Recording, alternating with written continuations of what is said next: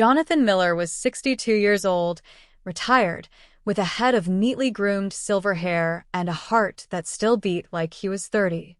After decades in the corporate world, he had built a comfortable life in San Diego.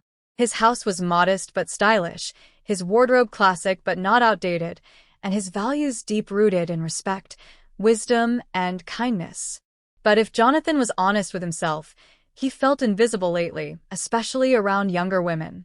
It wasn't that he sought out relationships for validation, but in moments of solitude at the coffee shop or walking on the beach, he noticed how the eyes of younger women skipped past him like he wasn't even there. And that silence, more than anything, made him question his place in a world that seemed obsessed with youth. One Thursday afternoon, while sitting at his favorite cafe reading a novel, Jonathan overheard a group of college-aged women laughing a few tables over. One of them, a brunette named Emily, playfully teased her friend about dating an older guy. Jonathan smiled softly at the irony. He used to be the younger guy, the one with endless energy and ambition. But now? Sir? The voice pulled him from his thoughts. He looked up. It was Emily holding a small notebook.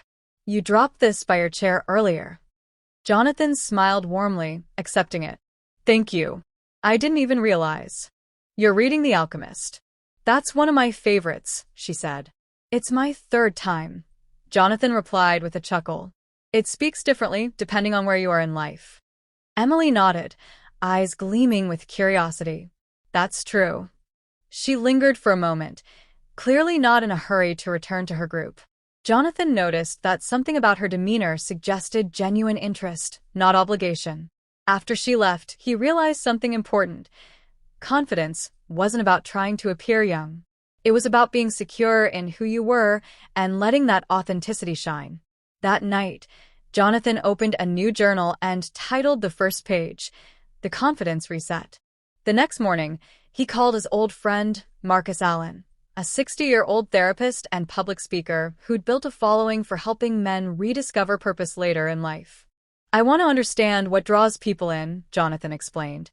Especially younger women, not for validation, but because I want to feel visible again. Marcus didn't laugh or judge. Instead, he said, then start with presence. People notice people who are present in themselves. Jonathan took that advice seriously. The next few weeks, he focused not on changing himself, but on connecting with himself. He started walking taller, speaking slower, and dressing just a little sharper, not flashy but deliberate. He picked up hobbies that brought him joy again, like woodworking and jazz guitar. He began volunteering at the local art center, mentoring younger creatives who hung on to every word of his well-earned wisdom. Confidence tip 1, he realized, was posture, not just physically but mentally. Walk like your story matters. Because it does. At a charity art event, Jonathan helped coordinate an exhibit featuring young local artists. That's where he met Natalie, a 29-year-old curator with big dreams and an appreciation for old-school soul music. They hit it off while discussing Marvin Gaye and the power of storytelling through art. You have such a calming presence, Natalie said. Most guys my age are distracted, you know? Jonathan laughed. Maybe it's because we had no phones to stare at during dinner dates back in my day. She smiled. No offense, but why aren't more older men like you? Maybe they're trying to be someone they're not, he said with a gentle shrug. People can feel when you're comfortable in your own skin. It's rare and magnetic. Jonathan wasn't trying to impress. He was simply being. Confidence tip 2 became clear. Listen more than you speak, but when you speak, say something meaningful. Natalie introduced him to her friend group at the gallery, and soon Jonathan found himself engaging in conversations he hadn't had in years. He didn't pretend to understand every meme or pop culture reference, but his insights stood out like gold among noise. The younger women in the group often asked him about relationships, about navigating life and purpose. One of them, Julia, even admitted that she wished more men her age had Jonathan's clarity and presence. At a dinner one night, Jonathan said something that stuck. Don't aim to be interesting.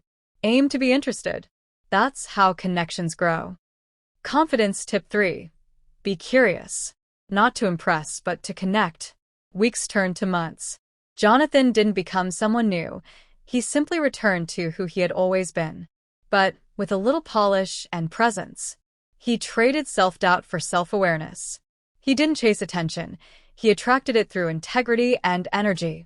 One Sunday morning, Natalie invited him to speak at a panel on mentorship at the local university. As he sat on stage, he noticed the room full of bright young eyes, not just watching him but absorbing every word. Afterward, a student named Rebecca approached and said, "You're not just wise. You're magnetic." Jonathan smiled humbly. "That's because I'm not afraid to be who I am." Confidence tip 4. Never apologize for your age. Celebrate the road that got you here. By now, Jonathan had drawn the attention of multiple younger women, not in a romantic way every time, but in a way that made him feel seen again. His energy had shifted. No longer trying to prove anything, he simply was, and that was more than enough. He had coffee with Emily again, the young woman from the cafe, who confessed she'd noticed him long before that day he dropped his notebook. "There's just something about the way you carry yourself," she admitted. Jonathan thanked her and shared the biggest lesson of all. Real confidence isn't loud. It's quiet, certain, and deeply rooted in truth. Confidence tip 5. Become the man you would admire. By embracing his maturity, refining his communication, dressing with quiet class, and engaging with real purpose, Jonathan had found not just attention, but admiration. Not by acting younger, but by acting true. He wrote about his journey in a blog called Silver and Strong, which quickly found a following of other older men seeking the same inner transformation.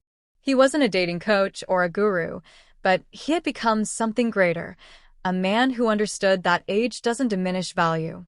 It deepens it.